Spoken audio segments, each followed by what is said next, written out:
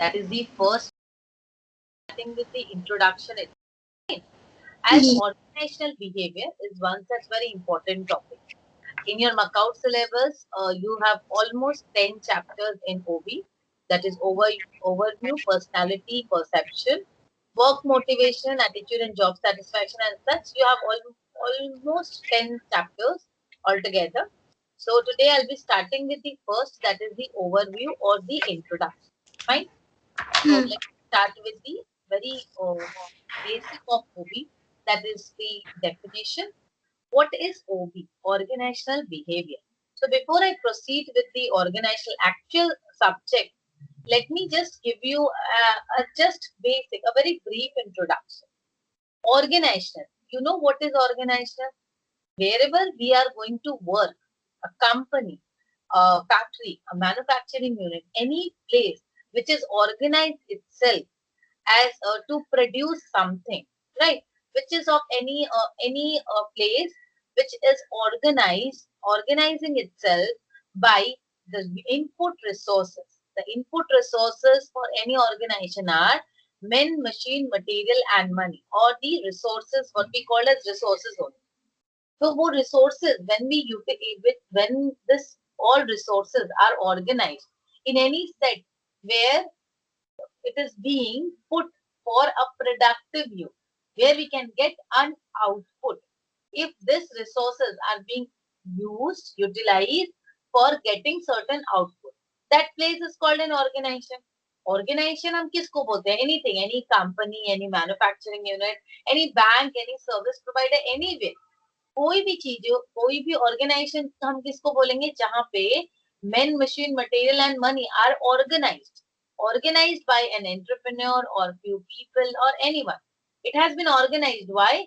To get a productive output, to get something.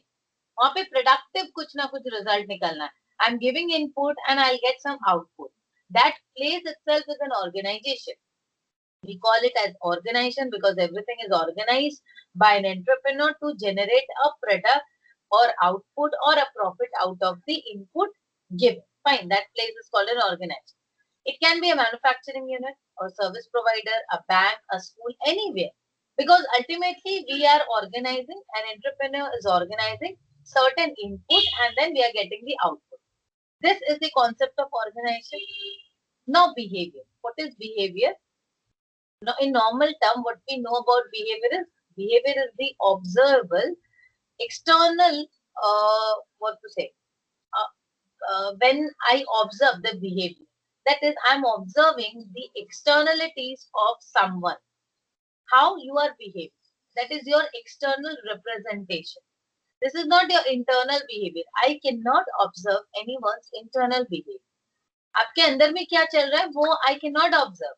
What I can observe is the external behavior, your external representation, right? A person's external representation. That what I can actually observe.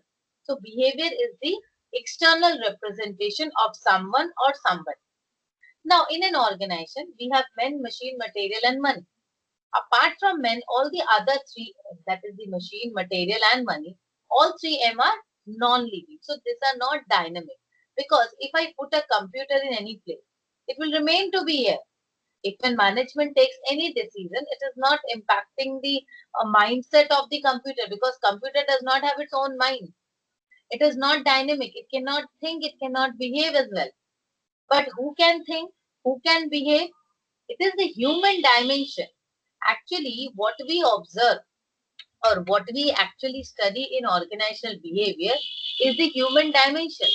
Because apart from the human, apart from the human being, like as I told that in an organization, we have men, that is human being, and then men, machine, material, and money.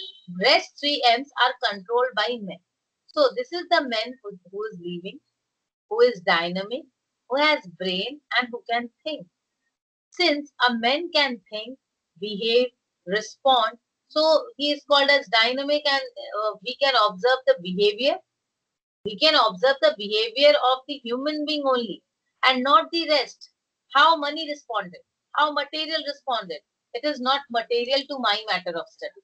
In organizational behavior, if I have to study, if in my context, if in organizational behavior, if I am going to study, मुझे अगर पढ़ना है ना OB, तो मैं क्या study करूंगी? एक ऑर्गेनाइजेशन में बहुत सारी चीजें, एक कंपनी में आप घुसे, मेरी कंपनी में यहाँ पे एक रिसेप्शन है, यहाँ पे एक लड़की बैठी, यहाँ पे एक कंप्यूटर है, एक टेबल है, इधर एक चेयर है, and then you again went into, there are so many spaces, office spaces is there, there is an AC, there is another set of machinery, but there is only one human being who is there.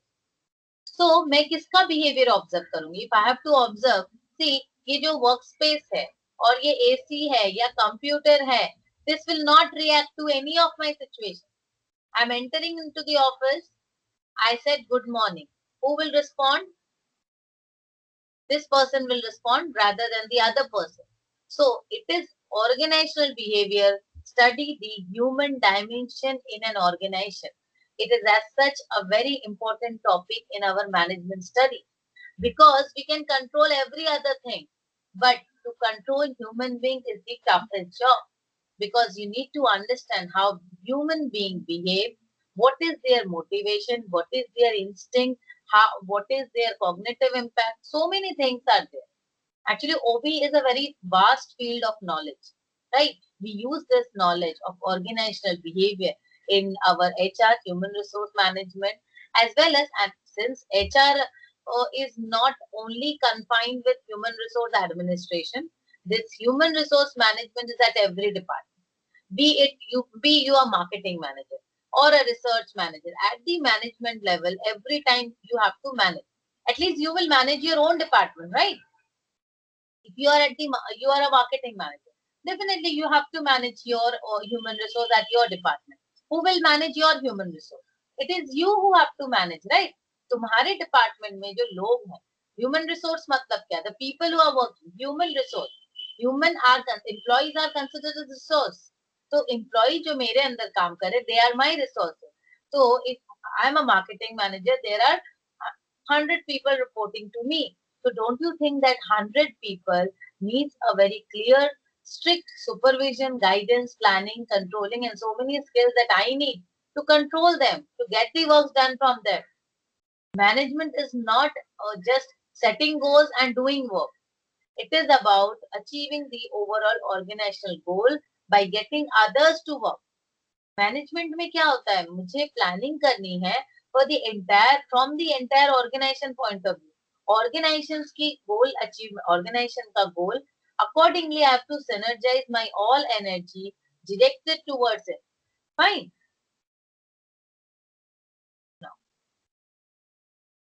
So OB, now organizational behavior के discipline में आ जा रही हूँ definition में.